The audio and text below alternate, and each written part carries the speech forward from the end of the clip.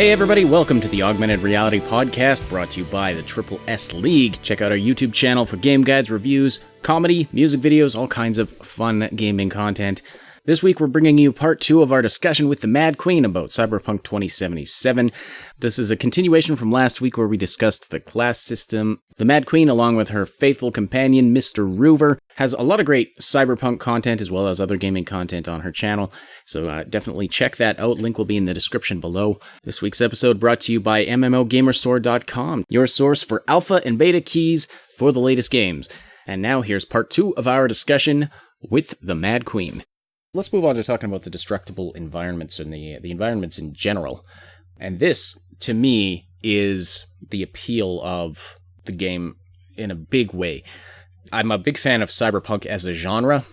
Deus Ex is one of my favorite games ever. I really love the in Dreamfall Chapters, in the future setting is a very Cyberpunk setting. The whole dystopian future aspect is a huge amount of appeal. So the environment is very important, I believe, for this. We talked about how we have potentially destructible environments or environments that react and respond to choices made in the game or story events, things like that. First of all, did you have anything you wanted to discuss about that specifically? Well, the thing is that I had the same question over and over regarding the destructible environments because people is worried that this is going to use a lot of resources.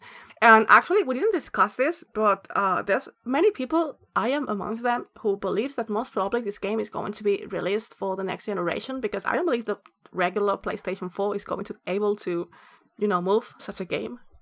Because, that's impossible. In fact, I hoped that in E3, when they were going to introduce the Scorpio, I know that it's not called Scorpio, but Xbox X is a horrible name, so I'm calling it Scorpio because I want to. So I thought that one of the big games they were going to announce with Scorpio was going to be Cyberpunk. And I was very disappointed that it wasn't that way. And I really don't know if they're going to wait for next generation to release the game, even though I don't have any kind of information of when the next generation is going to arrive, because Scorpio has been released shortly ago. So, which means that maybe we still need to wait a couple of more years. I have news on that. So Scorpio is going to be around for probably the next 2-3 years, probably close to like 2.5. And the next PlayStation 1 will probably most likely be out next year, and it will most likely be just an upgrade of the 4. They won't like reclassify it as a 5. But they have the Pro. They already have the Pro. Yeah. So it's going to be a Pro. Yeah. Basically. And they've been saying this because I know. This is the problem with consoles, and this is why I've been saying for years now consoles are this is the beginning of the end for consoles. I have a couple comments about this from a technical side. I don't think destructible environments is necessarily the right word. Changing environments. Interactive environments, I would call it. Or environments that change based on things that happen in the game. First of all, I mean, this has been happening in games from way back. But what we're talking about is a more dynamic system. Now, that doesn't necessarily mean, though, that these changes are taking place in real time all the time. And so I don't know that the concern about it taking up too many resources is necessarily something we should worry about, because you have this big open sprawling world. Not all of it is loaded at the same time, right? Like even in Fallout 4 and Skyrim, when you're moving around, you're on one side of the map. The other side of the map is not loaded in memory. So if you do something that, say, changes something on the other side of the map, that's not happening in real time. A flag is triggered in the game's memory, and then when you travel there, that change is implemented when that area loads. Yes, but I believe that the concern is because an object that is interactive needs more memory than an object that is static. So if you are in a part of the map where all your surrounding is not static, that's the concern, I believe. So there is 2 things here. So destructible environments. Walk up to a window and shoot it with a big gun. Mm-hmm. It's going to smash. You walk up to, a car or something like that, and you put a couple big rounds into it. Maybe it blows up. So there's that kind of a destructible environment. And then there's the, you go down Main Street and you see the shops, you see the people, then you go into a building and then trigger some kind of big event, and then you walk outside of the building, and now Main Street's a war zone with broken things on fire. That's what you're talking about there. That's what I'm talking about. Yeah, like those are two very, very different things, and both of those things are going to be in the game. Well, of course they are, but you have both of those things in games that are already out. Well, the thing is that we're talking about the game where the kind of weapons that people have, we're not talking about small guns, we're talking about rocket launchers, ranging from that to up, which means that I believe that having destructible environments is like necessary, because any kind of encounter you have, battling encounter that you have with your guns is going to destroy something. Yeah. If you have bulletproof windows, you're like I always thought about this in Fallout. I'm like, man, I've got this suit made out of steel, and I'm walking around here and I'm getting shot at by rocket launchers and mini nukes, and my armor's breaking off piece by piece. Why don't we just make the armor out of that window of glass over there? Yeah. Right. So I guess it comes down to what we're talking about. If we're talking about a world where, say, you can launch a nuke at the base of a skyscraper, and that entire skyscraper comes crashing down. You know that's the way that the fourth corporate war ended, right? Well, I believe... And it was in the middle of Night City. I mean, there's ways... Say this is even, an aspect in the game. There are ways, there are sleight of hands, there are things that the developers can do to work around this so that it doesn't take up tons and tons of resources. For example, when you're outside the building, it's not necessarily processing everything that's inside the building. And if it is... that would just be crazy for it too. But you can have it so that at the moment the building blows up, it switches to a much simpler model or something like that. You could have a pre-rendered animation of some kind. There's a lot of things that could be... In Horizon Zero Dawn, this is actually really cool tech that they used on the PS4 to make it look really, really good. They had it so that when you weren't looking in a direction, like when you had your back to something, it wasn't even loading that, even if it was like 5 feet behind you. Right. So that's really cool, is that they had established. So tech is improving as far as a lot of this stuff goes. But at the same time, like what you're saying is true, is like the way that they handle the loading, the way that they handle the environments themselves are entirely dependent on how much the system can handle it. It's not only loading, it's generating. Mm-hmm. I mean, in here, we're not talking about they are loading destructible environments. They're generating the environments, like, procedurally, like No Man's Sky.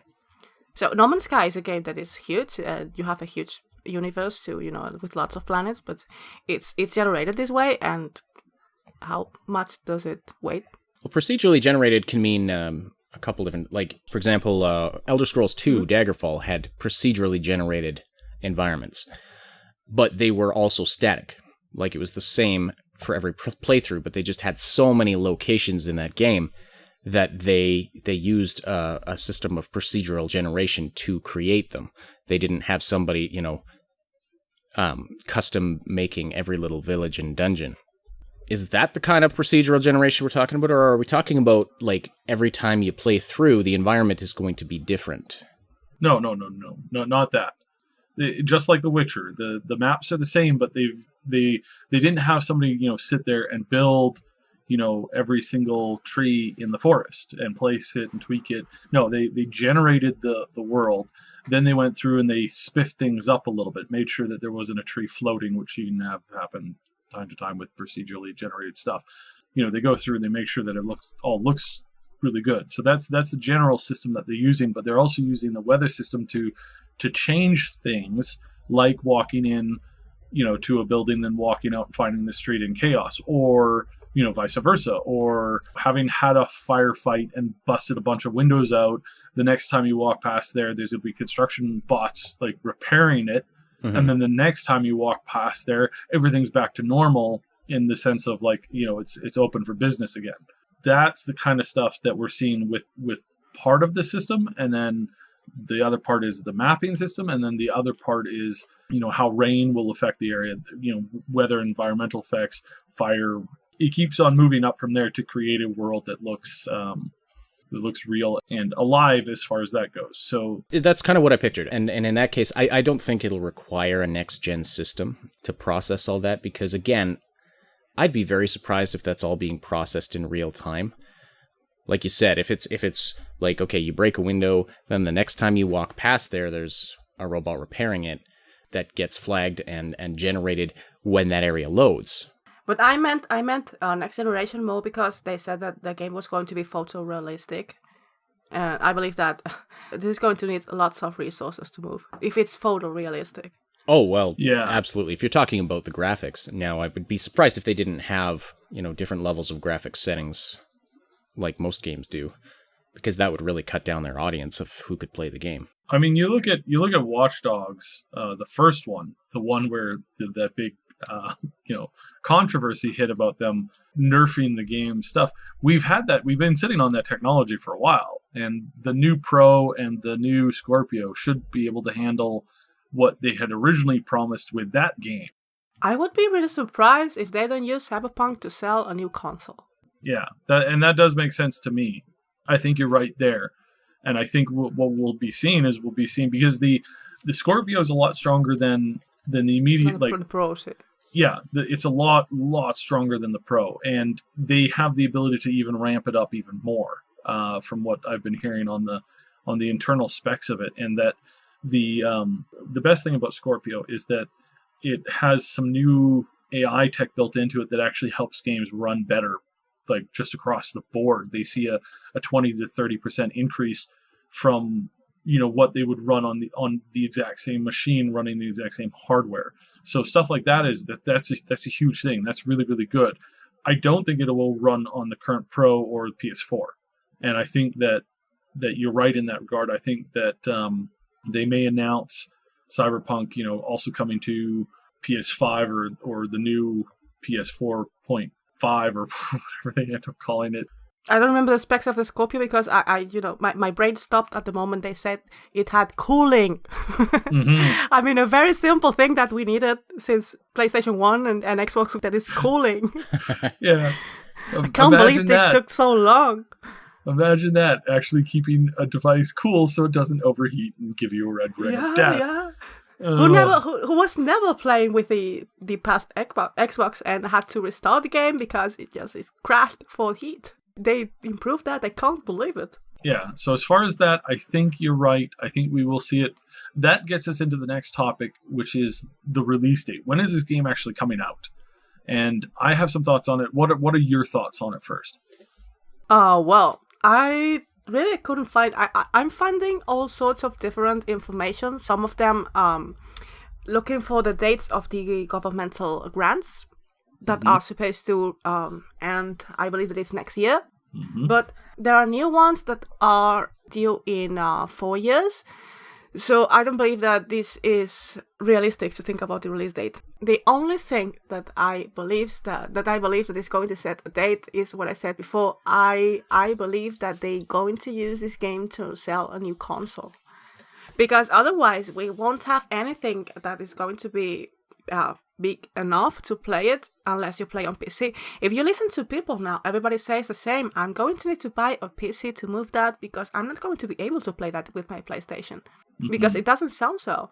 The level of graphics, the games that we are seeing now with this level of graphics are the ones that are for the Scorpio exclusively, like Anthem. The kind of graphics that we are expecting in Cyberpunk is Anthem, and this is going to be a game for Scorpio because there's no any other console that can move that. That's the reason why I believe that we'll have to wait until a new console comes out for the game to release. Yeah, I think you're right, especially when it comes to the PS4. But I think PlayStation's already working on a new one. I think they should, but I don't have information about that. So I think next year we'll see, because you're right, they just put out the Pro, and they're not gonna jump on themselves and say, hey, we're selling the Pro, and also by the way, this time next year there's gonna be a new console out. They're not gonna do that. They're gonna wait until probably spring 2018. They're gonna announce their new console, and that will hit in the fall, when I believe we're going to see at E3, we're going to see some big teases for Cyberpunk, and then we're going to have a full-on marketing campaign, and it'll be officially unveiled probably at Gamescom next year, and then I think we're going to get our hands on it in probably November or December. That's when they're going to be pushing their next console. And this is also when we're going to see the big announcements for the new Star Wars open world game. I think we're going to see that come out at the same time. I think we'll already have our hands on Starfield, and Anthem will already be out as well.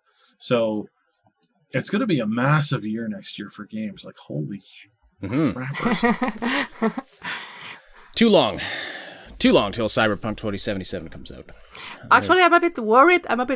That to make the joke, they released the game in 2020. Well, we've been joking that they're going to release it in 2077. So yeah. 2020 is then not it won't be bad. a futuristic game. Yeah, then they will be implanting it right into our brains with full dive tech. Full dive. Well, actually, we are already living in that kind of dystopia, so it would make not a lot of difference. Yeah, we're definitely getting there. Oh my goodness, control media. Get it? We are already there. And as a joke, that by the way is not a joke. Currently, I having a lot of demonetizations in my Cyberpunk videos because YouTube understands that I'm talking about current politics. Yeah, they think you're talking about current politics, right? And yeah. And the algorithm doesn't understand that I'm talking about the game. No. Because they are so similar. So another thing that somebody asked us, which I thought was really interesting, is this game going to have a silent protagonist? And I don't think there's any way to know for sure. I know, Saib, you said you suspect there will be a voiced protagonist because of how actors and... just how gaming has progressed. So more and more, you've got you look at Fallout 4, you had years of audio recording to do. You look at the Witcher series, and they recorded for months and months and months. And that's for a relatively small list of characters, a roster of characters. So when you're looking at a game that has, is much more open world, is much bigger, this map is going to be potentially 4 times bigger than the Witcher content. And all the DLCs put together, that's enormously huge, which means an enormous amount of people and an enormous amount of voices. And one of the things that they've been talking about is potentially having characters speak in original languages. So you go to what some people call Chinatown. You go there and you're dealing with people who are speaking Cantonese and Mandarin, and they're talking potentially about having it so you buy translators, then you get the translation. Well, then that's more than one possible voice recording there, unless they just do straight text translation. Let alone, this is a huge undertaking. And so what tends to happen is the studios tend to start to outsource some of these issues or hire bigger and bigger named actors. And when they do that, they have to follow certain rules by actor guilds and unions, which means that they have to find more stuff for voice actors to do. And in this particular case, it would make sense extremely for them to give the protagonist voices. It's pretty important as far as I can tell. Mm-hmm. I know some people don't enjoy that, and if the game allows mods, somebody modded that out in Fallout 4 within a week, I think it was. Yeah. Well, actually, dialogues are the most important part in a role-playing game, in a tabletop role-playing game, so that would make no sense. The argument against a voiced protagonist is usually centers around people wanting to be immersed in the character and wanting to have their own voice for the character. Mm-hmm. And what if you could pick the pitch the same way you can pick your face? And this happened in the last Dragon Age, which is really important to point out, is that in the last Dragon Age, you had a total of 4 voices to pick from, I believe. I might have actually been 6. So you have the different sexes, and then you have several different voices. And there's a lot of voice dialogue for it, so there's not just one voice that you're forced to go with. You can pick a variety of voices. Mm-hmm. More options, the better. Especially in open world games. The more options you can give me in an open world game, the better. Well, I don't have a strong opinion about it. Actually, I think I more prefer a voiced protagonist, but I don't have strong opinions about it one way or the other. But I know the argument on the other side is that having no voice for the protagonist would give you the most option, because then you can imagine how, you can envision for yourself how the character is saying this line. I kind of see, there are times when I've, picked a line in Fallout 4, picked a response, mm-hmm. and then it comes out and I'm just like, that is not how I was picturing that said. And sometimes The voice actors were great in that game, don't get me wrong, but there were some lines where it was like, yeah, you could have used a couple more takes on that one. And that really breaks the immersion for me. This'll be more fun than a bale full of hay. Who wrote this crap? I am so sorry, Courtney, that you had to say that line. That's why I dedicated our Protectron music video to her. I felt so bad that she had to say that line and try to mean it. This'll be more fun than a bale full of hay. That's from the Nuka World DLC, if anyone's wondering. I don't know what you do in bales of hay, but I know what I do in bales of hay, and what I do in bales of hay is a lot of fun. Finding needles. Never mind. I could see you really enjoying that, yeah. Anyway, we don't know for certain whether or not there will be a silent protagonist. I would guess voiced protagonist. Well, as I said, it wouldn't make sense for me because we're talking about a game that is inspired in a tabletop game, and in tabletop games, dialogues are the most important thing of the game. And if you remove that, where's the role-playing part per se? That in video games, role-playing means another thing, but when you are role-playing in a tabletop game, it means the dialogues that you have with your partners. Right, but it's different for a video game because when you're playing a tabletop game, you come up with the lines. You speak the dialogue. You use your imagination and creativity. In a video game, there are limits. Like they have to have the character saying a set line. Well, in a perfect universe, they will make an artificial intelligence that would understand what we say better than Siri because she doesn't understand shit. And we will be able to play the games creating our own lines. Well, looking at the wonderful future universe. Looking at the AI behind YouTube's content demonetizations, I'd say we're a long way from that. So, Madqueen, what is your favorite video game that's been released? So, aside from, obviously, Cyberpunk, you're very stoked for... What do you spend most of your time in? What's my favorite video game and what do I spend more time on? It's not the same, not the same thing. Two different things. Yeah. Even if we're talking about video games, because I played, I don't know how many times Borderlands 2. And actually I have more than 1,000 hours in Fallout 4. But my favorite video game is Bioshock 1 and 3. Didn't like the 2. The 1 and 3, they are amazing video games. The visuals are amazing. The first time that I played the 1, I got killed several times by a Big Daddy because I was too distracted looking at all the environment and not realizing that I had a Big Daddy in my back. I got killed out of context, that could sound really wrong. I had a Big Daddy in my back. So yeah, I love Bioshock. I believe that would be... And the Arkham Saga, I absolutely adore the Arkham Saga, but maybe not for the video game per se, because I absolutely adore the character of Batman. Oh yeah? It's not an insane video game in terms of anything, but it's really good. The last one, the best of them all, I believe, with you can drive the Batmobile, which I hate. I hate driving in video games because I'm really bad at this. And I'm glad that the environments of Arkham Knights are not destructible. You would have destroyed the game. You would have just gone right down. Yes, I would have destroyed Gotham. So you played Prey and enjoyed that. I adored that. Yeah, I did the whole game only with the wrench. Oh, wow. You're hardcore. I would not have attempted actually, that. I uploaded a video to Twitter killing a nightmare with a wrench. Huh. Easy difficulty? Easy? Nah. Who plays easy?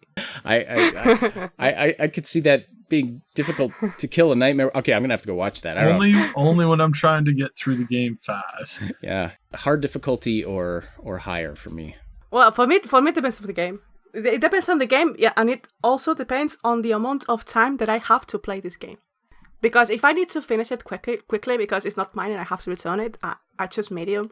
If I have all the time in the world, then I can go hard. No, that makes sense.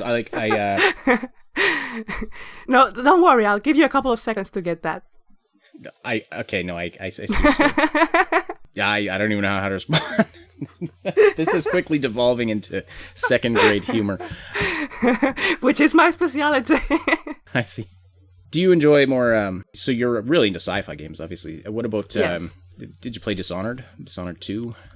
No, in fact, I just got that one and I was about to play it as soon as we finish this podcast. Oh, wow. Well, enjoy it. Those are two of my favorite games.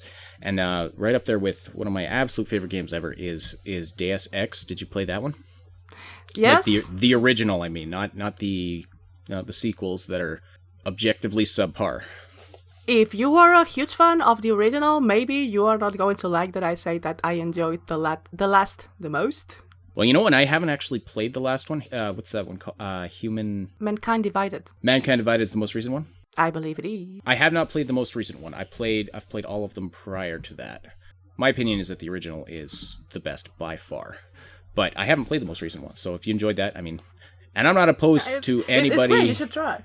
Well, I might pick it up when I have some time. But I'm not the kind of person to get angry if somebody likes a game that I didn't like. So you're safe. Well, there's people that's like a purist. It's like, how could you enjoy that? Because I did, and you can't. Well, I enjoyed Invisible War. That'll trigger a lot of people. But I did not enjoy it as much as I enjoyed the original. I thought it was subpar in a lot of ways, but I still enjoyed playing through it. I wouldn't replay it. I'll go back and replay the original Deus Ex. I won't replay the other two that I've played. So the worst thing about liking a game that you want to replay is that you have piling up lots of games that you want to play, and then you have this other one that you played like thousands of times. You're like, what shall I do with my time? Yeah, absolutely. And you end up playing Borderlands 2 again. That's the worst part. For me, it's Skyrim and Civilization. Like, you're going to kill me for that, but I don't like Skyrim. You seem like you're more into the sci-fi. Yeah, I tried. I really tried. I think it's about to get offended. Are you talking about like on the consoles, or are you talking about like have you played it with lots and lots of mods? No, I played on the consoles. Okay, so console Skyrim, like a release console Skyrim, was atrocious. I'll say that for Fallout 3 as well. Fallout 4 stood more on its own 2 feet, but Fallout 3 was like, I could not play that game without mods. Like, well, I liked Fallout 3. I didn't miss the mods that I never play with mods, so I didn't miss them. But yeah, I tried with Skyrim, and I spent some hours in there, and I tried very hard, but I couldn't. I never played Skyrim. When it first came out, I didn't even buy it until they had published the toolkit so that people would start making mods. It was only about 2 or 3 months after the mods had been out and had been being worked on for quite a while that I actually bought the game. That's when I bought the game. I didn't buy it at release. Hardly ever buy games on release because a lot of the time they need a lot of patching, especially these days. It's getting so bad. There has to be an appeal for the genre too, right? I like this kind of genre, but in films and in books, I don't know why. In video games, I just don't like it. I don't know. Maybe it hasn't been developed in a way that I enjoy, but I don't know. In games are very specific with the subject. I like science fiction. No, and that too. Like I'm really looking forward to Cyberpunk 2077, and this will lead into my question for the audience. And this has been burning a hole in my mind. Do you say, and what do you think is correct? Is it 2077 or 2077? Technically, it's 2077. That's odd because the 2020 is called 2020, and I heard Mike Pondsmith call it. Oh no, I'm just talking about language in general. Oh, technically, well, okay, maybe I shouldn't say technically. Before our time, they used to say 1950, like as the year, right? And it got shortened shorthand to 1950. And so for the year 2000, we say 2000. We don't say 2000, right? Whereas we say 1900 for the year 1900. I listened to a lot of old radio shows, and you're right about that. Back in the 30s and the 40s, they'd always, like, whenever they talk about the future, like especially past the 2000s, which they thought we'd all be flying around in rocket ships, they would always say, in the year 2025, when we had colonies on Saturn, apparently we have colonies on Saturn or Jupiter, like the Jupiter colony. Like, anyways, you're definitely right about that. But like, as far as I'm just specifically asking about the game. What do people like to say? Do you like to say 2077 or 2077 or some other variation? What I heard somebody say Cyberpunk 77. So they even dropped the 20 or the 2000. They just dropped that completely and just said Cyberpunk 77. I have another question for the audience. From everything that we discussed, what do you believe that would be your perfect game? I mean, ideal game if the game was designed specifically for you How would that be? Leave a comment and let us know that. My goodness, we could probably do a whole podcast about that. Yeah, we could make a podcast about that and then send to CD Projekt Red. Right, yeah. This is what the fans are demanding. Except I think for me it would change from day to day. Like maybe not day to day, but I'll go for weeks where I binge on a certain game or a certain type of game, and then I'll switch. I'll play Legend of Zelda every night for weeks, and then I'm sorry for you. Just switch and do something else. You don't like Legend of Zelda? Who invited her? Yeah, it doesn't.